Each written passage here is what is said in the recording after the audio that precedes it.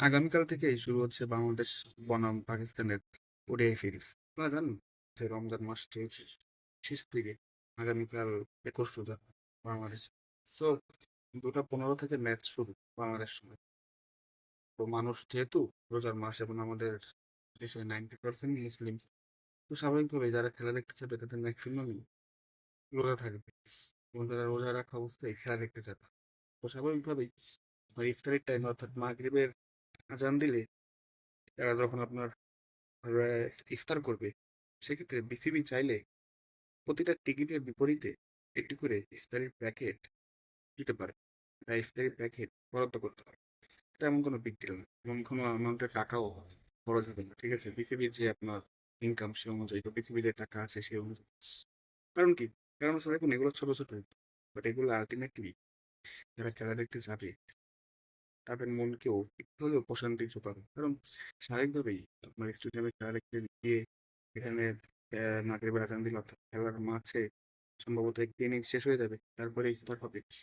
তো তখন ইফতার করা, এগুলো ম্যানেজ করা খুবই কষ্টকর। আর আমরা তো জানি যে স্টেডিয়ামে খাবারের দাম হু হু করে বাড়তে হয়। ঠিক আছে, অনেক দাম নেয় খাবারের। আর যেহেতু আগামীকাল রোজা, এই যারা কতিপয় অসাধু ব্যবসা রয়েছে, অসাধু ব্যবসায়ীরা জানেই যে মানুষটি রোজাদার, তারা তো ইফতার করবে, কিছু জিনিসপত্রের দাম আরো বাড়িয়ে দিই।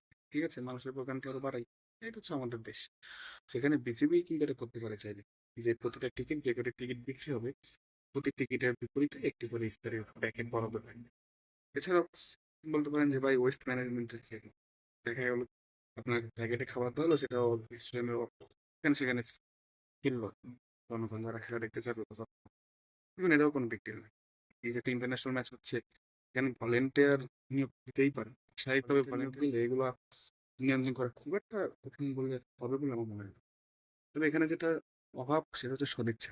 যদি সদিচ্ছা থাকে বিসিবির, সেক্ষেত্রে তারা এই ছোট পদক্ষেপ নিতে পারে।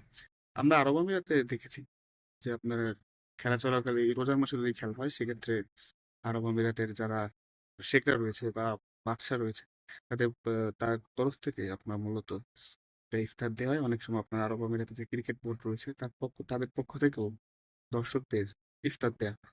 এটা একটা আপনার জাস্ট কার্টেসি, ঠিক আছে, সৌজন্যতা। তো বিসিবি যদি চায় তাহলে সম্ভব। কারণ কত টাকায় তো খরচ হয়, বাজি ফুটাই আমরা বা বিভিন্ন কনসার্ট টনসার্ট করি, সেক্ষেত্রে তো বিসিবি একদম অ্যাক্টিভ থাকে।